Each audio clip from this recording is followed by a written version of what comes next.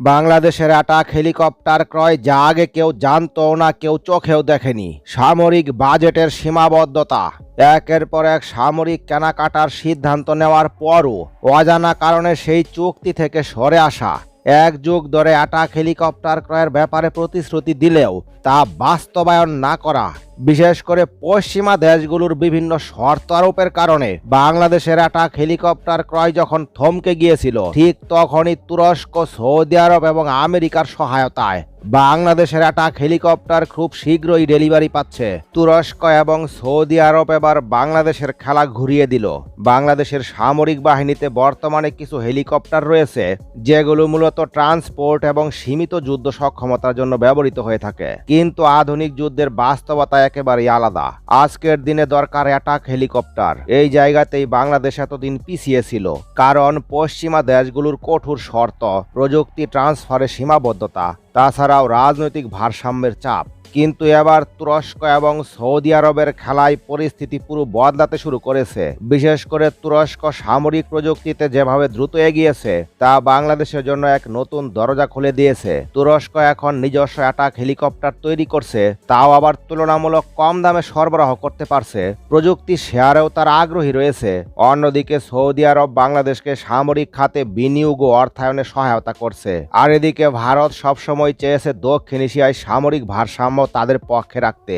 তবে যদি বাংলাদেশ আধুনিক অ্যাটাক হেলিকপ্টার পায়, তাহলে সীমান্তে দ্রুত মোতায়েন করতে পারবে, এয়ার ক্যাপাবিলিটি বাড়বে, যার জন্য ভারত ইতিমধ্যে নতুন হিসাব নিকাশ করতে শুরু করেছে। বিশেষ করে উত্তর পূর্বাঞ্চলের নিরাপত্তার কৌশলে বাংলাদেশের ভূমিকা আরও গুরুত্বপূর্ণ হয়ে উঠেছে। মিয়ানমার সীমান্তে ইতিমধ্যে উত্তেজনা তৈরি করেছে বিভিন্ন সময়। ড্রোন, যুদ্ধবিমান, হেলিকপ্টার সবই ব্যবহার করছে তারা।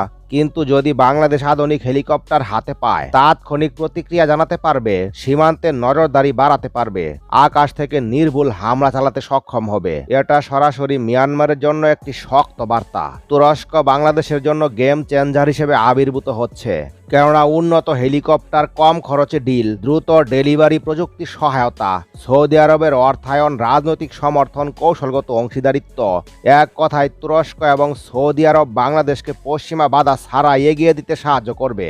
তুরস্ক এবং সৌদি আরবের মতো দুইটি পরাশক্তি দেশ যখন বাংলাদেশের পাশে থাকে, তখন এটা বুঝতে আর কোনো সন্দেহ থাকে না যে বাংলাদেশের হেলিকপ্টার ক্রয় আগের থেকে অনেক সহজ হয়ে যাচ্ছে।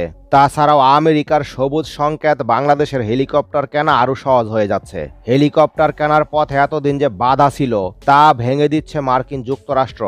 বাংলাদেশ অনেক দিন ধরেই আধুনিক সামরিক হেলিকপ্টার কিনতে চাচ্ছিল, কিন্তু সমস্যা ছিল তিনটি জায়গায়: অনুমোদন, প্রযুক্তি সীমাবদ্ধতা আর অর্থায়ন। বিশেষ করে পশ্চিমা প্রযুক্তির ক্ষেত্রে যুক্তরাষ্ট্রের অনুমতি ছাড়া অনেক সময় সরাসরি তা কেনা সম্ভব হয় না।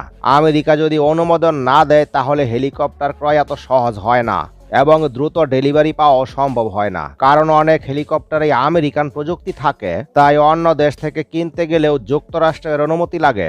আর এই অনুমতি যেহেতু সহজ হয়ে যাচ্ছে, বাংলাদেশ তুরস্ক বা ইউরোপ থেকেও সহজে কিনতে পারবে। তাছাড়াও আমেরিকা আরও বিশেষ কয়েকটি জায়গায় সহায়তা করবে: পাইলট ট্রেনিং, মেনটেন্যান্স, অপারেশনাল দক্ষতা।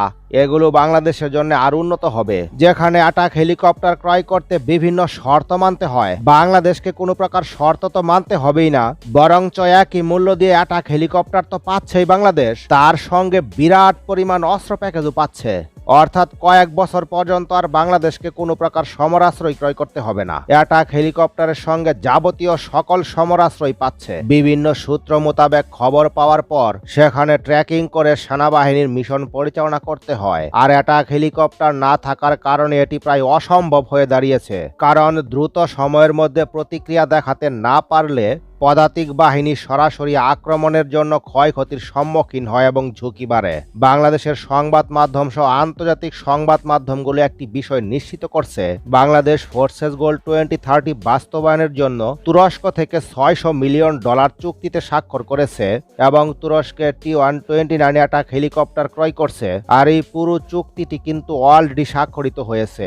বাংলাদেশের মতো ছোট্ট একটি দেশ যখন কোনো দেশ থেকে সমরাস্ত্র ক্রয় করে, বিশেষ করে হেভি ক্যাটাগরির সমরাস্ত্র। আর এই ধরনের সমরাস্ত্রের তালিকায় অ্যাটাক হেলিকপ্টারও পড়ে। যে কোনো দেশ থেকেই ক্রয় করা হোক না কেন আমেরিকার অনুমতি প্রয়োজন হয়।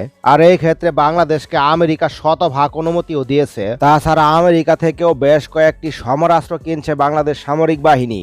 বাংলাদেশ আমেরিকা থেকে সমরাস্ত্র কিনছে মানে বিশ্বের সবচেয়ে কোয়ালিটিফুল সমরাস্ত্রটি পাচ্ছে, তাতে কোনো সন্দেহ নেই। আর এটাই তো আমরা চাই। অ্যাটাক হেলিকপ্টার কিংবা ইউটিলিটি হেলিকপ্টার সব দিক থেকে আমেরিকা শীর্ষে রয়েছে। বাংলাদেশের প্রথম লক্ষ্য ইউটিলিটি হেলিকপ্টার ফ্লিটকে শক্তিশালী করা। অ্যাটাক হেলিকপ্টার ক্রয় সবচেয়ে সাশ্রয়ী বিকল্প অপশন। তাছাড়া F-16 যুদ্ধবিমান বেচতে বাংলাদেশকে বেশ কয়েকবার প্রপোজ করেছে মার্কিন যুক্তরাষ্ট্র। আমেরিকা থেকে ভারী সমরাস্ত্র কিনতে প্রচুর অর্থ প্রয়োজন। এক্ষেত্রে বাংলাদেশ দ্বিতীয় শ্রেণীর অস্ত্র কিনবে সাশ্রয়ী মূল্যে। আমেরিকা বিশ্বের সবচেয়ে বড় সমরাস্ত্র উৎপাদক এবং রপ্তানিকারক। দেশটি একই সমরাস্ত্র বিভিন্ন ক্যাটাগরিতে উৎপাদন করে। শুধু যে সৌদি আরব, তুরস্ক এবং আমেরিকার সহায়তা পাচ্ছে বাংলাদেশ সামরিক বাহিনী ব্যাপারটা তা নয়, পাশাপাশি ফ্রান্সের সঙ্গেও বাংলাদেশের সামরিক চুক্তি হয়েছে।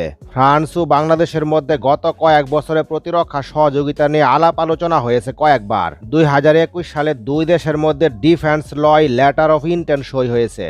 পরবর্তীতে 2023 সালে প্রেসিডেন্ট পর্যায়ে ভিজিট অভিসন্ধি হয়। টেকনোলজি ট্রান্সফার মানে একরকম পুরো লাইসেন্সড প্রোডাকশন বা কিছু স্পেসিফিক মডিউল শেয়ারিং, যেমন radar, Naval system, drone, remote system বা বিমান সংশ্লিষ্ট প্রযুক্তি। ফ্রান্স ইতিমধ্যে বিমান ও স্যাটেলাইট সহ অন্যান্য উচ্চ প্রযুক্তির অংশীদারিত্ব করছে। সম্প্রতি কিছু রিপোর্টে ফ্রান্সের পক্ষ থেকে রাফাল যুদ্ধবিমান সহ উচ্চস্তরের সরঞ্জাম বিক্রির বিষয়ে আগ্রহের কথা বলা হচ্ছে এবং পশ্চিমা দেশগুলো ঢাকাকে আধুনিক প্রযুক্তি সরবরাহে আগ্রহী হয়েছে। সাম্প্রতিক সংবাদে আমেরিকা ও ফ্রান্স উভয়ই ঢাকায় এইসব প্রস্তাব তুলে ধরেছে। এটি কেবল সরঞ্জাম নয়, প্রযুক্তি সহযোগিতার বিরাট সুযোগও বটে। এতে যেসব লাভ হবে তা হলো স্থানীয় উৎপাদন শক্তি বাড়বে, কর্মসংস্থান তৈরি হবে, রক্ষণাবেক্ষণের স্বনির্ভরতা বাড়বে। তবে কিছু ঝুঁকিও আছে, যেমন কিছু শর্ত মোতাবেক প্রযুক্তির কন্ডিশন ট্রান্সফার হবে। এতে করে আন্তর্জাতিক নীতিমালা, রপ্তানি নিয়ন্ত্রণ, খরচ ও রাজনৈতিক প্রভাব বলবৎ থাকবে। এছাড়া প্রতিবেশী দেশগুলোর প্রতিক্রিয়া তো থাকবেই। যদি সম্পূর্ণ টেকনোলজি ট্রান্সফার হয়, যা সাধারণ একটি ফ্রেমওয়ার্ক চুক্তি, লাইসেন্স চুক্তি ও নির্দিষ্ট কমার্শিয়াল ডিলের মাধ্যমে হবে এবং তখন আন্তর্জাতিক অস্ত্র রপ্তানির নিয়ম ফলো করতে হবে। তখন ব্যাপকভাবে নজরদারিতে পড়বে বাংলাদেশ, যেমন ভারতের নজরদারি। তাই পুরো অস্ত্র তৈরির প্রযুক্তি হ্যান্ডওভারের আগে চুক্তির ধরন দেখাটাও জরুরি। ফ্রান্স এবং বাংলাদেশের মধ্যে প্রতিরক্ষা সহযোগিতা চলমান রয়েছে এবং প্রযুক্তি হস্তান্তরের সম্ভাবনা নিয়ে সংবাদও প্রকাশিত হচ্ছে। দেখুন, সামরিক ক্ষেত্রে অজানা অনেক খবরই রয়ে যায়, যেগুলো কোনো সংবাদ মাধ্যমে আসে না, যার ফলে এই খবরগুলো কেউই জানে না, সকলেরই অজানা থাকে। আর বাংলাদেশের সামরিক সেক্টরে এমন কিছু খবর রয়েছে যেই সকল খবর আন্তর্জাতিক চাপের কারণে মিডিয়াতে আসে না। তো অবশেষে বাংলাদেশের সামরিক সেক্টরের এই উন্নয়ন, বিশেষ করে সৌদি আরব, তুরস্ক, আমেরিকা এবং ফ্রান্সের সঙ্গে বাংলাদেশের সামরিক চুক্তি, এটা বাংলাদেশের জন্য কতটুকু ফলপ্রসূ হবে এবং কতটা লাভ হবে বাংলাদেশের জন্য, এ ব্যাপারে কমেন্টের মাধ্যমে জানিয়ে দিন আপনাদের মূল্যবান মতামত। পরবর্তী নতুন ভিডিও সবার আগে পেতে লাইক, শেয়ার এবং চ্যানেলটি সাবস্ক্রাইব করে রাখুন।